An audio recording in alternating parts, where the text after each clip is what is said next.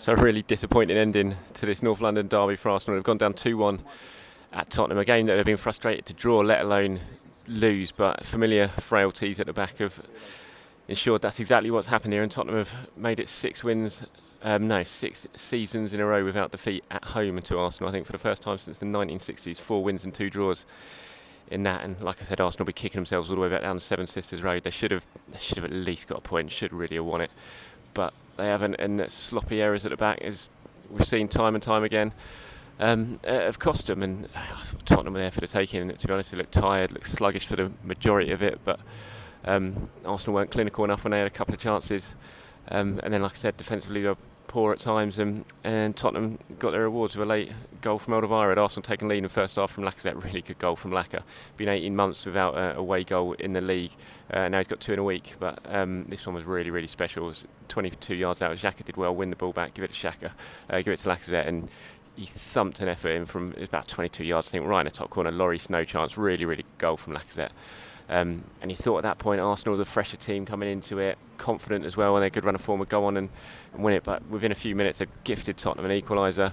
Kolasinac had a really poor game throughout with a back pass to Luiz, just got it all wrong, gifted it to Son. A really good gut finish from Son. He took it really well, lobbed it over Martinez, but having taken the lead and then just to give it away like that was criminal really from Arsenal.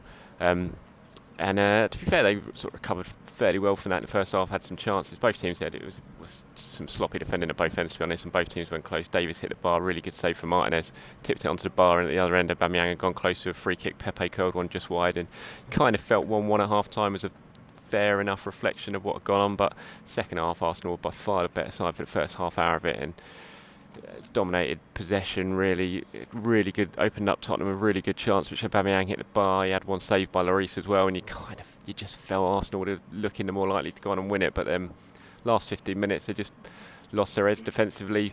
Mustafi and Luiz went to sleep a little bit, allowed Kane to get in behind him. He had a shot which Martinez saved, but then from a resulting corner out of Alderweireld, unchallenged really from Son's corner, headed it in, 9 minutes to go, and that was that. It was a win for Tottenham. Arsenal didn't really create anything after that to trouble Tottenham. We held on for the win, but like I said, they'll be kicking themselves on a coach journey back across London. This was a game they absolutely certainly shouldn't have lost. But like I said, they've been a bit frustrated, not even if they'd have just got a point. But until you sort things out defensively, which to be fair they have done in recent weeks, but this was a clear sign that there's still a lot of work for Arteta to do on the training field and in the transfer market this summer if they are going to improve. Arsenal are 9th in the Premier League now. They're behind Spurs. They're on the verge of missing out on Europe for the first time in 25 years. Still got the FA Cup, obviously, to get themselves an opportunity to get into the Europa League. But with Man City to come next weekend, that's probably looking unlikely, you'd say. So they're looking like they're going to be without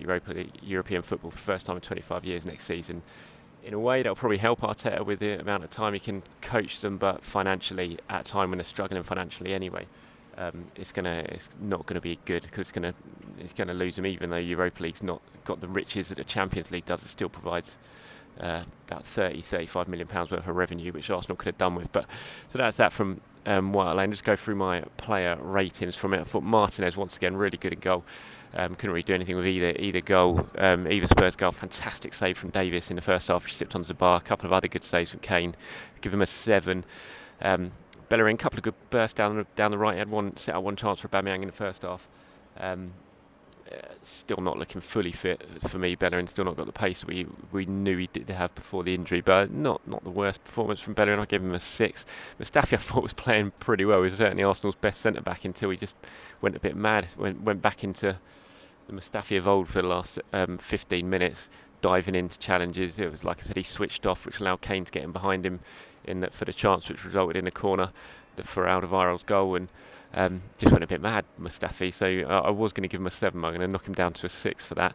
Luiz nervy throughout. I thought him and Kolasinac both looked really nervy from the first whistle. Really, it was their mix up for the first goal. I'm going to give Luiz a 5. I'm going to give Kolasinac a 3 because I thought Kolasinac was awful. I really did. He was really poor. He's just not settled on that left-sided centre-back role. And I think it's something that Arteta has to look at really. When you've got Rob Holding sitting on the bench, you could easily play Holding as a central defender in the 3 and then move Luis to the left side perhaps. But Kolasinac just doesn't look comfortable there. I thought he was really poor today. His mistake for the first goal was awful, and there were plenty of other mistakes in it. Tierney I thought was pretty lively. His one effort just wide in the first half. I'm going to give Tierney a 7. Midfield was pretty tidy, I thought. Xhaka and Ceballos for large parts dominated. I thought the sort of midfield battle, I'll give Xhaka a 7. I thought Ceballos was excellent again. Everything that Arsenal did well went through him. I'm going to give him an 8. Really unlucky to be on the losing side. Ceballos thought he was the best player on the pitch by quite a distance. Pepe had one good effort in the first half, which he curled just wide, but other than that, it's pretty quiet. Going to give him a 6. Aubameyang unlucky not to score when he hit the bar second half. I say unlucky, he probably should have scored, to be honest, but it was, when you hit the angle you kind of feel you're unlucky, but because Lloris was beaten completely, but probably should have scored. Went close in the first half for a free kick, went just wide. So I'm going to give Auber a 6. Lacazette I thought played really well. Great goal, fantastic goal. Thought he held up the ball really well. Arsenal's best attacker for me, so I'm going to give Lacazette an 8. Probably a 7. I'm going to knock him up to an 8 just for the goal because it was so good. Subs is quite tough to mark. Saka came on for the longest, didn't really do much, so give Saka a 6, but the rest of them all came on after the Spurs had got the goal in the last 10 minutes. It was all a bit sort of haphazard, sort of just throwing caution to the wind really. Game was really open. I can't really give any of them marks, to be honest, because it was just such a sort of strange last 8 or 9 minutes on the pitch. So that's it. Ceballos man of the match for me, but I thought it was best player on the pitch, but it's certainly a derby that Arsenal will be really frustrated that they've got nothing from. Like I said, should have been a draw at least for Arsenal, but instead they're going back down the Seven Sisters Road with nothing.